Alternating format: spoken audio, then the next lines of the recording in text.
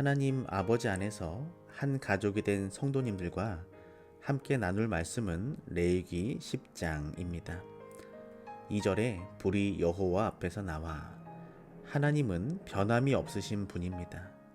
그분은 모세 시대와 마찬가지로 오늘날도 그분의 요구에 있어서 정확하시고 꼼꼼하신 분입니다.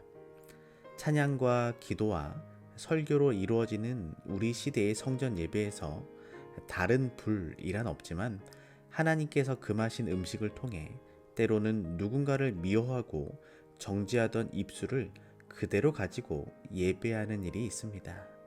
이것은 오늘날 여호와의 명하시지 않은 다른 불입니다. 나답과 아비후는 아론의 두 아들이었으며 모세의 조카들이었습니다. 그들은 모세와 아론 다음으로 이스라엘에서 높은 위치에 있었고 많은 특권들을 가지고 있었습니다. 그들은 하나님의 음성을 들었고 모세와 아론과 함께 하나님의 산에 있었습니다. 이 장에 기록된 사건들이 있기 얼마 전 그들은 한 주일을 보내면서 성소 봉사를 시작할 날을 준비하고 있었습니다. 그들은 아버지가 희생을 드릴 때 도왔고 그에게 제물의 피를 가져다 주었습니다. 그들은 엄숙한 헌신의 의식을 목격했고 희생의 피로 뿌림을 받았습니다. 그들은 철저하게 가르침을 받았고 하나님의 사업의 신성함을 충분히 알고 있었습니다. 하지만 그들은 여호와가 명하시지 않은 일을 했습니다. 우리에게는 각자 하나님의 신성한 사업이 맡겨져 있습니다. 하지만 하나님이 명하신 일인지 반대로 명하시지 않은 일인지 우리는 늘 하나님께 물으며 살아가야 합니다.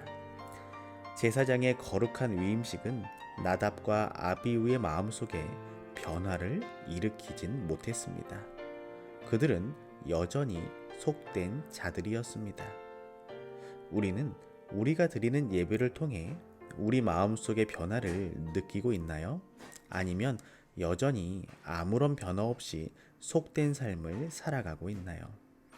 하나님의 징계의 신속함과 엄중함은 하나님의 거룩한 지시를 가벼이 여기는 모든 이들을 향한 경고였습니다.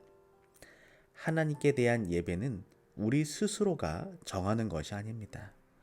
하나님께서 정하신 방법과 절차를 성경 속에서 찾아 하나님께서 기뻐하시는 방법과 절차와 또한 우리 마음의 자세로 드려야 하는 것입니다. 이 사건에 대해서 모세는 제사장들이 시신을 처리하지 못하게 막았고 아론과 다른 두 아들인 엘르아살과 이다말에게 형제의 죽음의 슬픔을 공적으로 표현하지 말라고 했습니다. 그 이유는 하나님께서 행하신 일이라는 것을 분명하게 드러내시면서 하나님의 징계를 받아들여야 함을 보이시기 위함입니다. 하나님의 징계를 받아들이는 것은 지도자였던 아론과 남은 두 아들에게 어려운 일이었지만 중요한 것이었습니다. 마음속에 슬픔을 간직한 채 아론은 저녁 제사를 집례하고 분향을 하면서 침착하게 행동했습니다. 그는 말로나 행동으로나 슬픔을 드러내지 않았습니다.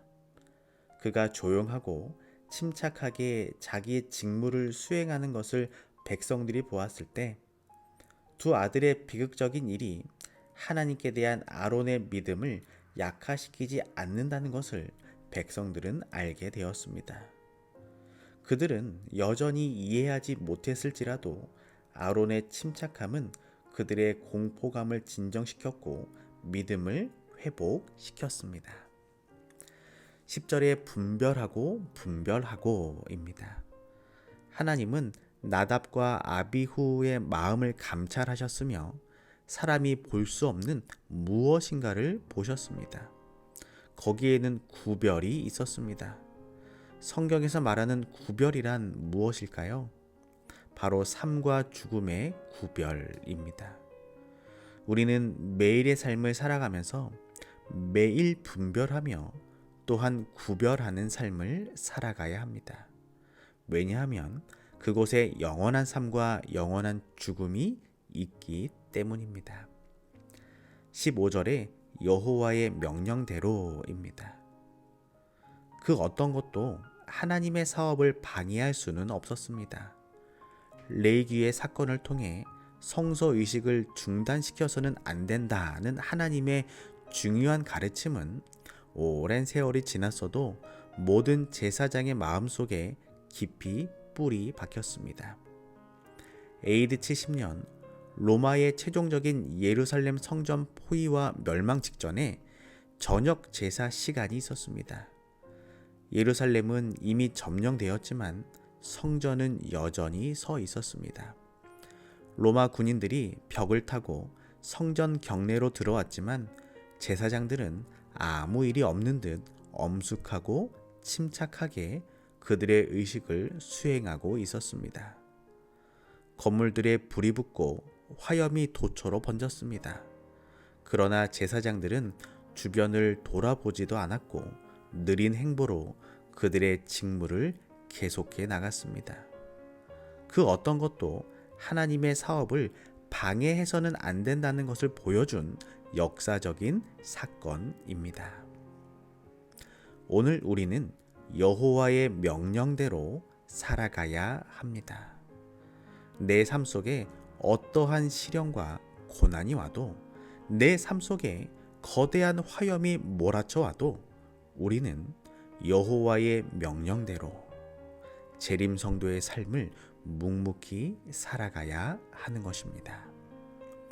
오늘 이 아침 레위기 10장에 기록된 말씀을 통해 저와 우리 모든 성도님들의 삶이 불길 같은 성령님의 도우심으로 구별된 삶을 살기를 소망합니다. 그리고 아론이 두 아들을 잃었지만 침착함으로 여전히 제사를 집례하고 분향을 했던 것처럼 우리 삶 속에 어떠한 고난이 있더라도 하나님을 향한 예배가 끊임없이 드려지기를 소망합니다.